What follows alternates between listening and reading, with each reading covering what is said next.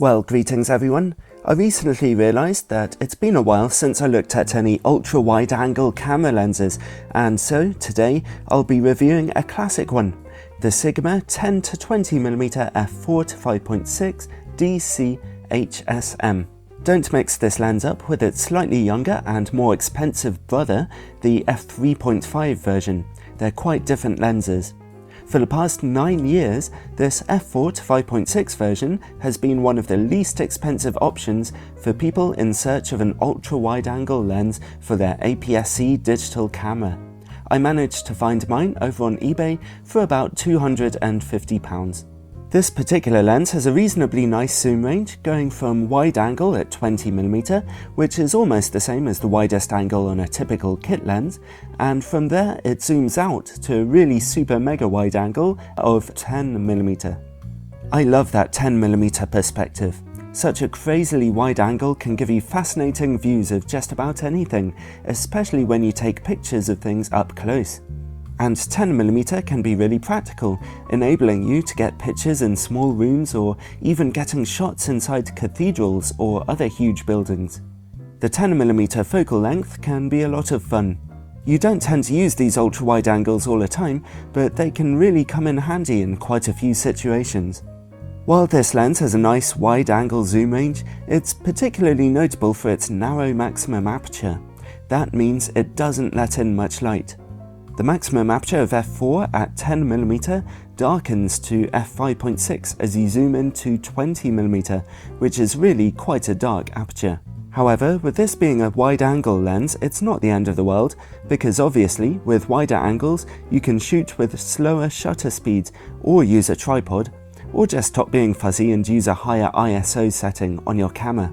Still though, having such a dark aperture is not helpful for video work, or for shooting at nighttime, or for trying to get an out-of-focus background. But that's simply the compromise you must make by getting a less expensive lens. As you might have noticed in my video footage, the lens doesn't have image stabilization. Let's look at its build quality. As well as being wide angle, this lens is also a bit of a wide load, being quite fat and stumpy.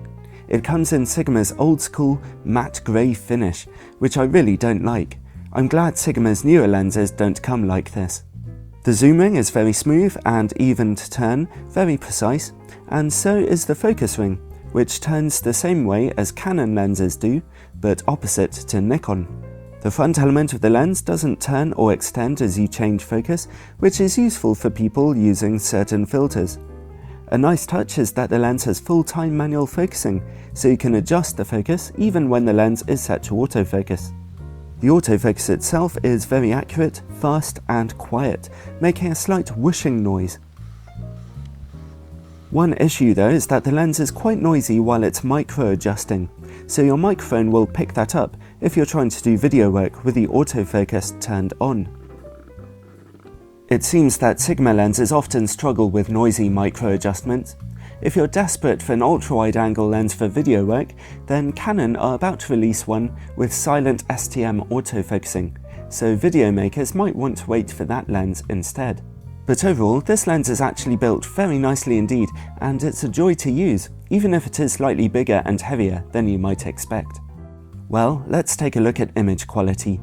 I'm going to put this older lens onto a modern Canon 70D camera body with its challenging 20-megapixel APS-C sensor. Let's see what it can do. We'll start at 10mm with the aperture wide open at f4. The center of the image is pretty sharp and it's a clean image, but the colors and contrast are nothing special. As we look into the corners, we get some softness and noticeable purple chromatic aberration on contrasting edges. Not good.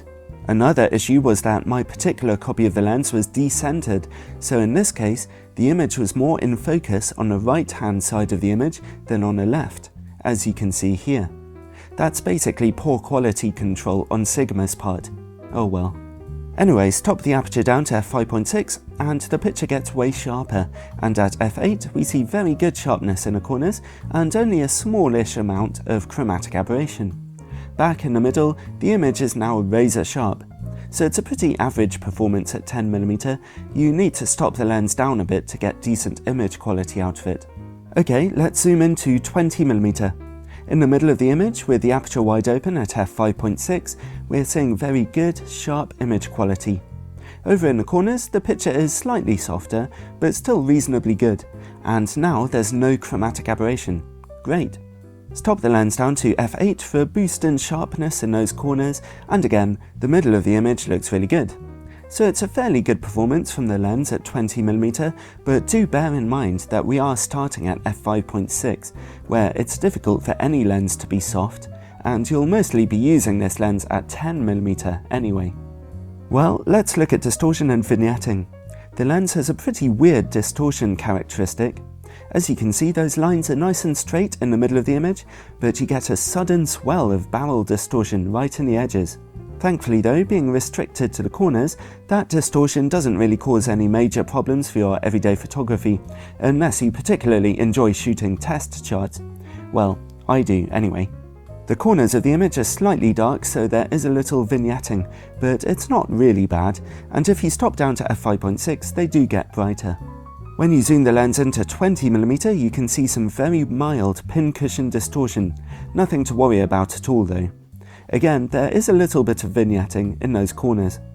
The lens can focus down to about 24cm, so you're not going to get very close to your subject. However, even with the aperture wide open at f4, the close-up image quality is nice and sharp. The lens can just about handle working against bright lights. Although you can see a fair bit of flaring there, the good news is that you're not losing much contrast in the picture. It's very hard to get an out-of-focus background with this camera lens because of its very wide angle and narrow maximum aperture. However, when you can get a bit of blurriness going, the quality of the bokeh itself is pretty nasty. In this shot, you can particularly see how busy and confusing those out-of-focus backgrounds can get. Well, at least it's not a problem you'll be coming up against too often. So overall, the Sigma 10-20mm f4 to 5.6 is a pretty average ultra-wide angle lens in most ways, but it can nevertheless produce very good results, especially when its aperture is topped down to about f5.6 or f8. It's an inexpensive lens which is intended more for amateur photographers or people who don't need to use those ultra-wide angles all the time, so its target market will probably be satisfied. However, if you are looking for an inexpensive ultra-wide angle lens, then do bear in mind there's a new kid in town. As I mentioned previously, Canon's new 10-18mm IS STM is coming out very soon, and it promises to be very good value indeed, and especially good for video work, if that's the kind of thing that floats your boat. Keep an eye on my YouTube channel. I'll be testing it out for you all as soon as I can.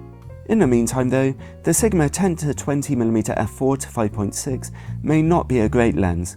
It's pretty old in the tooth, but it's good enough value for money, and it can yield some very good results when worked within its limitations.